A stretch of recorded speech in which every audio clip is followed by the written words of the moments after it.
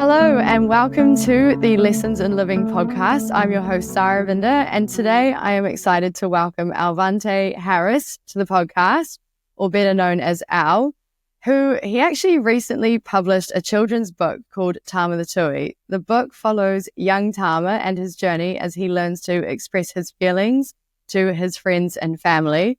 And for those of you who are listening outside of New Zealand, a tui is a very loved native bird to New Zealand. Welcome, Al, to the podcast. It's great to have you here. Thanks for having me. So I know I just touched a little bit on the book now, but could you dive a little more into the story of Tama the Tui and why you wanted to publish this children's book? Yeah, so Tama the Tui is, Tama the Tui has been down for a while as a children's book that I wrote that's based on getting people to talk about their feelings to their friends and family when they're feeling sad.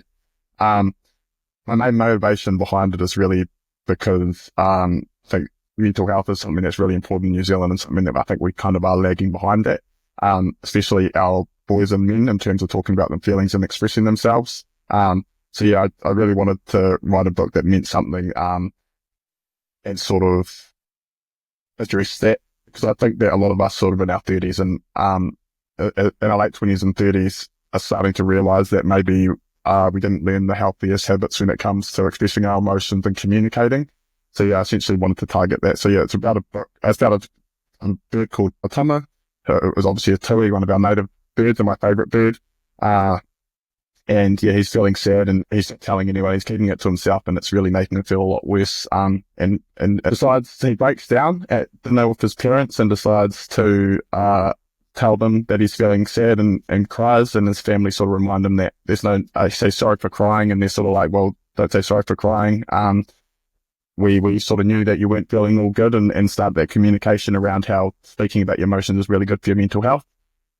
He then goes to talk to his school friends, which I know as a lad, it was really hard if you were feeling down to sort of talk to your friends about that sort of stuff.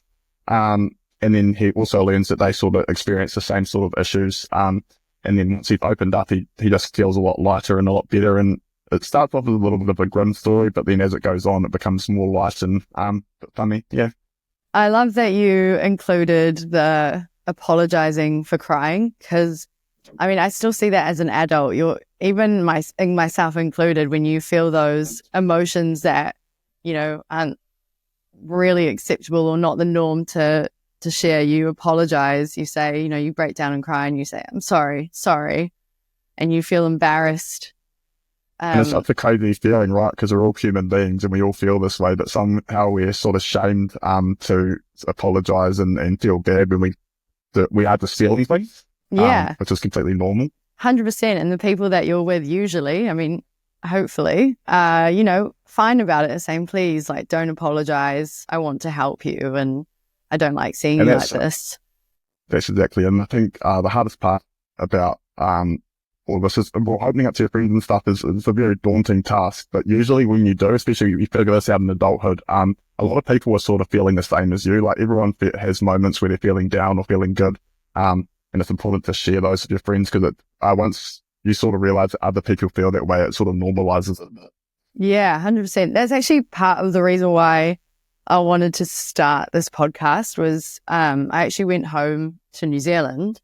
This would have been a couple of years ago. And I'm so bad at keeping in touch with people. But I caught up with my mates. I'm like, how's it going? And I expected them to say it's going great because of what I'd seen on social media and the pictures. I was expecting, life's great. But almost everybody I spoke to was like, man, I am going through it. And I think I love your idea, because I think it is so important to break down that actually, like, even though on the surface everything may seem like great, we're all every day going through some sort of challenge. And I do think it's so important to talk about it. So I love that. What a great story and what a great idea. How long had you been sitting on this idea to publish the book? Like, had you been thinking about it for a while? It's a kind of weird one. So I didn't really write the story with the intention of publishing it or sharing it, really. I just wrote it and it was sort of in the flow. And And then that weekend I wrote it, I had some friends around for dinner and just said, oh, I've written a children's story, and they made me read it to them. Sort of came with lots of tears and sort of like deep conversations afterwards. And it's everyone that heard, all my friends that heard it were just like, man, this needs to be put out. Like it's something that needs to be, sort of made easy for New Zealanders, especially I think, kids are a really good place to start because, if you can learn emotional intelligence, at a young age, I think it will carry through to adulthood really well. And I think you will, be more open to having these conversations with your friends and family and sort of, it just makes things a lot easier when you are open. Yeah, 100%. And that's crazy that you just read it and then your friends were like, you have to publish it. So you hadn't had any plan to do this. You were just kind of freestyling in your free time. I always thought it'd be cool to write a children's book. So I just thought I'd give it a go. But like when I'm always got lots of ideas, so I didn't really think it would really go anywhere. And it just turned out one of my friends that I shared the book with that really vibed with it, was a tattoo artist, Maria Carroll in, Wellington, and she wanted to illustrate it. So it sort of just really got the ball rolling. And, once she got the artwork together, which I think she did a really good job, it was just, I sort of just kept rolling with it and decided to go for the self-publishing route because I feel like I would be able to impact more people and sort of, so I'm donating one book for every fall that I sell. So this means I get to work with some really cool organizations and schools and even just give out a book to a kid that I think needs it. Yeah. So you're donating it to charity or just like you just have a book and you put it where you see fit? So I donate it to organizations, social workers, mental health workers, schools, or kids that's in need. So it's really anyone. And if anyone gets in contact with me with organizations and stuff that need it, then I'm happy to send some off and stuff because, I think it's for me, this isn't really a money-making exercise. It's about getting the message out there. And ideally, if it becomes a household book in New Zealand, I think it would be like benefit the country. Yeah, 100%. That's awesome. How does the self-publishing work exactly? Like, so you finished the book, you got it illustrated, then what happens? So the illustrations were hand painted. So once I had the story, I then had to go to a graphics designer to, sort of make it all work, put the paintings with the words. Once I got a good version of that, my designer Lucy did a really good job and, it made the process really easy. But once I, did that, I had to find a printer. So I found a local printer in Christchurch, that deals with lots of publishers and stuff. Got a few samples. Once I got a sample that I was happy with, I just ordered 1,000 copies and went from there. Wow. That is so awesome. And what's been the response since you've gone out there and published? It's kind of been overwhelming. As I said, I didn't really expect it to go anywhere when I wrote it. So, I've had lots of people getting in contact with me saying that, it's really helped them with their kids or, I even had, one of my good friends, sisters, she, gave it to her friend and who has 3 boys, and the mum read the story to one of her middle boys, who broke down and said, that's exactly how I feel, Mum. And that to me was just so impactful. It sort of, showed me that I was on the right path and the right track, and I just need to get the story out there because it can help, just one kid. I'm sure there's plenty of kids out there that are struggling to open up and don't really know how to do it. Yeah. Wow. That actually would have felt amazing, wouldn't it? To know that. Yeah. Yeah. To know that something like that has helped someone so much. Were you nervous to publish? I know you've been on the news or you've had quite a bit of media in New Zealand around the book. Were you nervous? And I guess it was unexpected based on what you've just said, but were you nervous? And does any of it require you to talk about your own mental health, and how did that feel kind of going public with that? Yeah, I was really nervous because I've always been into sort of like writing and a bit of poetry and stuff, but it's not really something, I guess in New Zealand that you go out telling your mates that I'm into poetry and writing poetry. So yeah, that was a hard one, but it's also just, I guess, the, subject matter. Like I've had a lot of people that because I've written this book have sort of assumed that I'm good at opening up, with my feelings, but it's actually the opposite. I've always been terrible at opening up my feelings, and I wrote a book that I think could have really benefited me as a child. So at the same time, it has been really helpful because if I'm preaching this message, I've got to practice what I preach. So it's a good reminder to me that I need to open up and, just talk to my friends and family. And I think, so one of the reasons why I wrote the book is when I was sort of in my teens, I went through a bit of strife myself. We moved, from Tauranga to Timaru, at the end of year 11.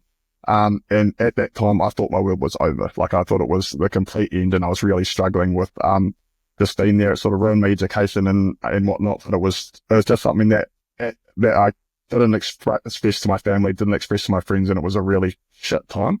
And I learned as an adult, looking back on that process, that was possibly the worst way to deal with it. Had I explained to my mum that I wasn't really doing that well, I really probably would have just moving back to Tauranga. But it was just something that I kept internally. So it's something that I don't really want future generations to deal with those sorts of issues if they can avoid it. Yeah, 100%. And I know, especially with men and boys, that it's like, it's harder to open up because of, I guess, the pressure in society and the way that you guys have to carry yourself and the expectations on that. Why did you feel, I mean, I just touched on it a little bit, but why did you feel like you couldn't express yourself when you were during that move? Like, what sort of messaging was going on around you? I think it's more just like the environment that we have when we're growing up, especially in New Zealand. So it's outside of Tauranga, in a small rural town, and it's just, or a small beach town. People just don't really speak about their feelings. Like, people have a really messed up idea of what masculinity looks like. Yeah. And to me, masculinity looks like being strong enough to share your feelings and be open. But to other people, she'll be right, keep your feelings tucked inside. And that's sort of what I grew up around. And that's sort of like even my family, like my family, like the role models that I had, very manly men that don't really talk about their feelings and sort of just keep things inside. So it's just always been modeled, but I've seen the unhealthy patterns that it creates. And if you keep this up inside, it sort of just manifests in other ways, right? So, some of the manliest men that I know are also grumpy as shit. And I feel like that probably contributes to that. Do you think that mental health for men and boys is changing? Do you think it's changed since that moment? I definitely think it has changed, but I think there's two sides of the coin. Like, on one side, I think there's a lot of people that, a lot of males that are more emotionally intelligent and understand that sharing makes things easier, and also are willing to be there for their friends when they do open up to them. But on the other side, we've got other people that I guess maybe go through their own struggles, that are listening to social media personalities telling them that depression is a mindset, and trying to sort of give them what their perception of masculinity is. And that's really toxic. I guess that's the other side of the coin, I guess, what I would call toxic masculinity. And that's sort of the battle that I think that is going on at the moment. Like half of us want to sort of see where the problems are, and the other ones think that people opening up is what's causing the problems. So yeah, it's quite a hard one at the moment. Yeah, but you'd like to think that, I guess, the more, I mean, for me, what lacks is like the empathy, right? In men is like, you have people expressing themselves how they want to and how they feel is true to them. And then you've got some men that just lack empathy or lack understanding, and I don't know, that's where this kind of like knocking of heads happens for me, of what I see as a woman looking at men with their expression. It's almost like the lack of understanding, because they don't understand it, then it doesn't exist. Which is really the case.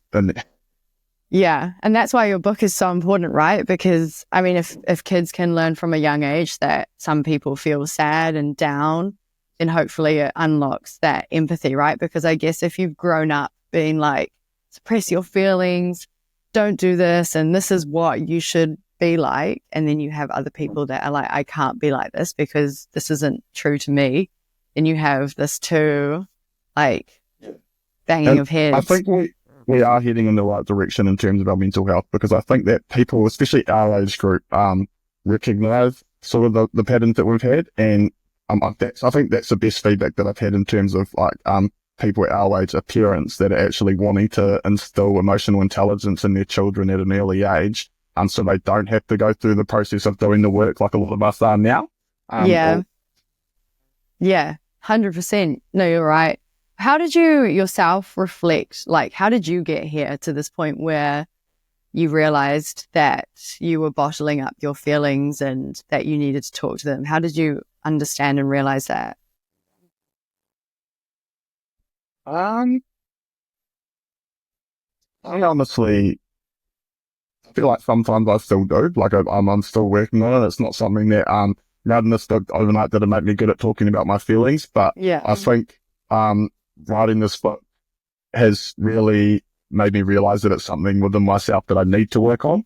And that's been really useful to me because I've always just been a happy-go-lucky person that sort of on the inside might be going through stuff, but you'd never be able to tell.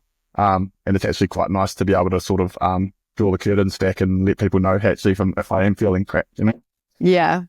Have you had any negative feedback from the book at all? Or have you seen anything negative, or has it been mostly positive? It's been mostly positive. I think one thing that I had at the Newtown Fair, which sort of struck me, was the lady that read the book. And I thought, it's a lovely book, but I have a son, he's blind, and He's deaf, and I don't want him feeling sad because he's already got enough things to feel sad about. But in my mind, it sort of just confused me because I'm like, well, he's going to feel sad regardless of whether he reads this book or not, and it's about whether you want him to be able to cope with that and communicate that in a healthy way. I think that's really the most feedback that I've got. One thing that I had, so I did initially try it out with a few publishing agents in New Zealand. And one feedback that I got was you didn't explain why he's sad. And I'm not going to pick it up because you didn't explain why it's sad and you might need to go back to the drawing board. And for me, that's really what pushed me to self-publish, because I sort of looked at it. So, well, you don't really need a reason to be sad. Sometimes you're just sad. And it really made me think that they're just missing the point of it and I need to just push it myself. So once I sort of got that feedback, I was like, oh no, I'm just going to have to do this. So That is so wild and interesting. I guess that's it, right? Like, that is a highlight of your, like, wow, people really just don't get it. That's exactly it. And it was just quite concerning. I think the two publishing agents were of a certain demographic that maybe they're more into bottling their feelings and they maybe think that's the way to go. But yeah, it sort of did open up. I'm like, how many other books like this have been sent through to publishing agents and rejected? Yeah, I know. And I mean, that's just wild. I can't believe that. But I guess that's true, because I think maybe if I was to talk to people, especially maybe an older generation, obviously not all of them, but, you know, some people, it would be like, oh, right. And it would just go, you know, straight over their head. And you think, it makes me think, do you not ever have these feelings? I don't know, like how... Oh, look, I had a lady in my office a couple months ago who said to me, I don't believe in anxiety, and if I don't believe in it, then I can't suffer from it. We're watching anxiety manifest in different ways for her. So it's definitely like, I think that generation, the people that are like that, they really just don't get it, because you can see that they're anxious and you can see that they're grumpy or down or whatever, but they just don't communicate that. It's just... Yeah. And then they come for you because they're like, well, this is how you deal with it. You just don't deal with it and you get on with it and suffer. Suffer and survive. Don't enjoy yourself. Yeah, I mean, I don't know. I just can't believe that. But I mean, I guess I can. But again, it just shows that why your book is so important. I'd be so interested to see you know, the younger generations come up and like how they're already so different. I watch kind of 18-year-olds, not, that sounded dodgy, but when I see young people out and the way they interact with each other, even the way they dress and the way they communicate, I mean, they're so much more open, aren't they? And they're so different. I mean, if you were to compare them... Yeah, sorry, go on. Yeah, I think we're almost getting to a point of society where people, or especially the younger groups, are actually starting to celebrate each other as individuals. So they're not all just trying to fit into this certain box. I feel like sort of in our age group, there was like a certain box that you tried to fit into in high school, and it would it would sort of conduct the way that you acted and the way that you spoke and the way that you dressed, where I feel like the younger generation sort of realize that you're your own individual and you can kind of just be who you are. Yeah, 100%. And I can remember wanting to look like other people. You know, you'd like dress the same, have the same haircuts. For us, for the girls, it was massive side fringes. I mean, we'd all... For the boys, it was rat's tails. Yeah, exactly. You always just wanted to look like each other. But yeah, I mean, it's exciting, to be honest. And I hope that it continues to change and that more books like yours get published and people in publishing roles and other kind of powerful roles have the chance to be a bit more open-minded to let these books through. Because I guess in that case with the publisher, his own experience is the only experience that matters, right? In a way, because he's like, well, you've got to have a reason for feeling sad because that's how I feel. And how you're feeling or this book expresses itself can't be true. Do you have any more plans to write any more children's books? Yeah, I do. It's just because the last time was such of like a spur of the moment thing, sort of just get into the flow. I have struggled to try and sit down and start another one. But I definitely hope to. I've got a holiday coming up soon, so I'm hoping that while I'm on holiday, I can sort of sit down and have some time for myself where I'm not thinking about work and stuff and just try and bang one out. But I've also, in the meantime, I've got Tama the Tui translated into Te Reo. I'm just about to get it redesigned and hopefully I'll be launching that soon because I think that's really important, especially with it being Tama and the Tui. It's, yeah, and I think Māoris in New Zealand, we definitely need some help on that aspect. So I think it will be really good. I think it's also be good for identity, like there's not really many Te Reo books about this sort of stuff. So yeah, that's where I want to go to next. Have you? Yeah.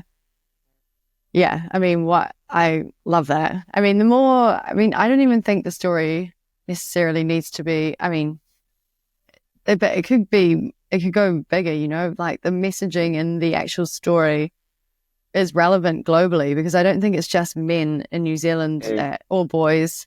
I think it's anywhere, you know, there's so much pressure, I don't know, to just be a man. And I think, you know, one thing I saw the other day on YouTube, Lawrence, my husband, actually was watching it and it really surprised me was it was teenage boys and there was this guy going around in the gyms and he was asking boys whether they would take steroids or whether they did take steroids.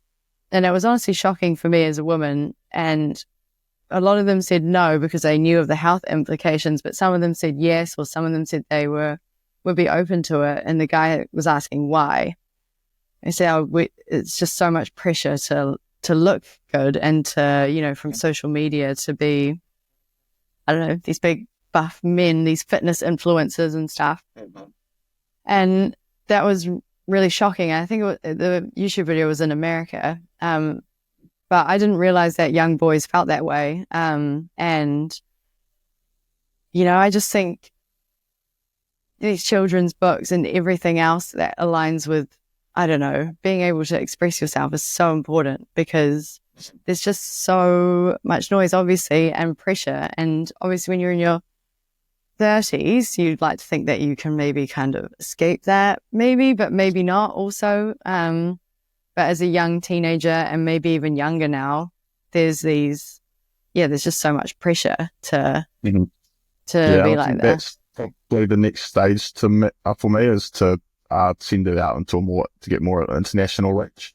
At the start, I sort of wanted to just grow awareness within New Zealand, but I think we started getting to a point where it's we are getting people are starting to know who we are or what the book is. So I think next will probably be Amazon and maybe just trying to hit the Australian market as well somehow.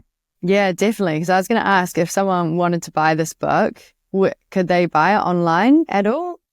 I'm at the moment just on my website, but I am going to be launching on Amazon very soon. I've just had to get it redesigned for that because the stuff that I had didn't fit the website for that fine. And then you can buy it on tamathetoui.co.nz, but that's just New Zealand and Australia at the moment. But yeah, as I said, I will be putting that out to international soon. Yeah, absolutely. You've got to. Well, it's very exciting, and I'm very happy for your success. And I think, you know, the work that you're doing is just like so important. And, you know, what was that feedback you had from that little boy again?